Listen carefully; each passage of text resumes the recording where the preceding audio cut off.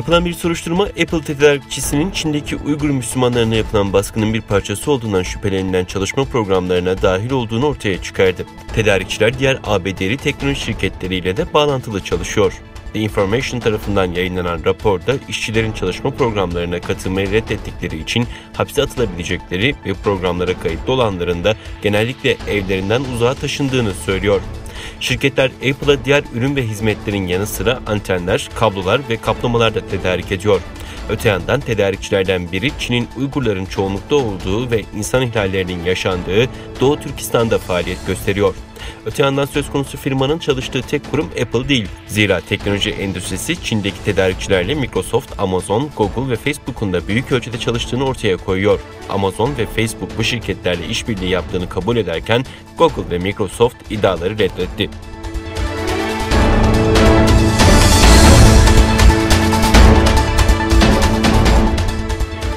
Yeni Zelanda 12 Mayıs'ta Birleşmiş Milletler'de Uygurlarla ilgili bir konferansa katılacağını doğruladı ve etkinliğin Doğu Türkistan'daki insan hakları durumuna odaklanmak için bir fırsat olduğunu söyledi. News Hub'ın haberine göre Yeni Zelanda Ticaret ve Dışişleri Bakanlığı, Yeni Zelanda'nın Çin konuyla ilgili diplomatik notu hakkında yorum yapmayacağını ancak Yeni Zelanda'nın etkinliğe katılacağını doğruladı.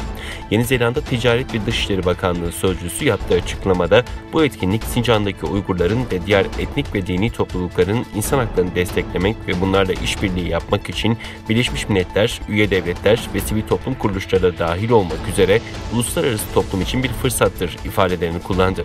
Çin'in Birleşmiş Milletler temsilcisinin pazartesi günü ABD, Almanya ve İngiltere'yi etkinliği iptal etmeye çağıran bir bildiri yayınladığı açıklandı.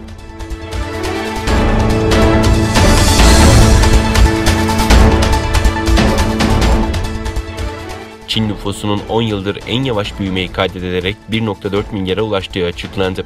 Ülkede nüfusun yaşlanması endişe yaratıyor. Dünyanın en kalabalık nüfusa sahip ülkesi Çin'de 2020 nüfus sayımının sonuçları açıklandı. Ülkede azalan doğum oranları nedeniyle nüfustaki büyüme oranı %5,4'te 1960 yılından bu yana en düşük seviyede gerçekleşti. Çin'in nüfusu 1 milyar 410 milyon olarak tespit edildi. Ulusal İstatistik Bürosu yetkilisi Çin'in doğurganlık politikasındaki değişiklik olumlu sonuçlar elde ettiği ifadelerini kullandı. Ancak büro yetkilisi yaşlanan nüfus uzun vadede nüfusun dengeli bir şekilde artmasının üzerinde baskı oluşturmaya devam ediyor diye de ekledi.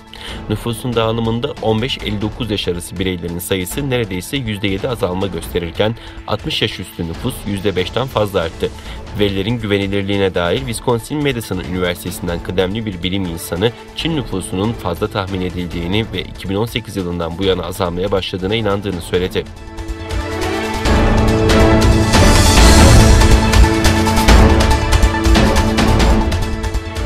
Dünyaya düşen roketin parçaları ile ilgili açıklama yapan Çin, ABD'nin kendilerini kıskandığını söyledi. Çin, 15 yıl boyunca görev yapacak uzay istasyonunun çekirdek modülünü ülkenin güneyindeki Hainan adasından 29 Nisan'da uzaya fırlatmış ancak roketin gövdesi kontrolden çıkarak uzaya savrulmuştu. NASA yöneticisi Çin'i sorumsuz davranmakla suçlamıştı. Çin Komünist Partisi'nin İngilizce yayın organı Global Times, eleştirilere karşı yayınladığı makalede ABD'li yetkililerin Çin'in uzay teknolojisi alanındaki hızlı gelişimini kıskandığını yazdı. Global Times, bazı ABD'li bilim insanlarının ve hatta NASA'nın Çin uzay endüstrisinin itibarının zedelenmesine yönelik kampanyaya katıldığını kaydetti.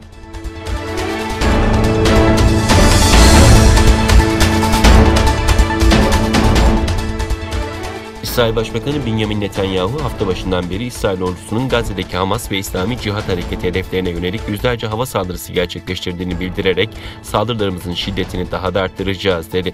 Askeri yetkililerle yaptığı güvenlik toplantısının ardından konuşan İsrail Başbakanı Hamas'ın hiç beklemediği şekilde vurulacağını söyledi.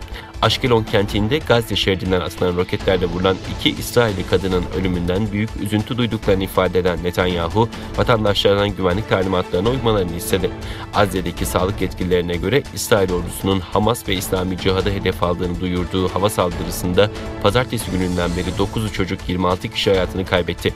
Hamas da salı günü öğle saatlerinde İsrail kentleri Ashkelon ve Ashdod'a 137 roket attığını açıkladı.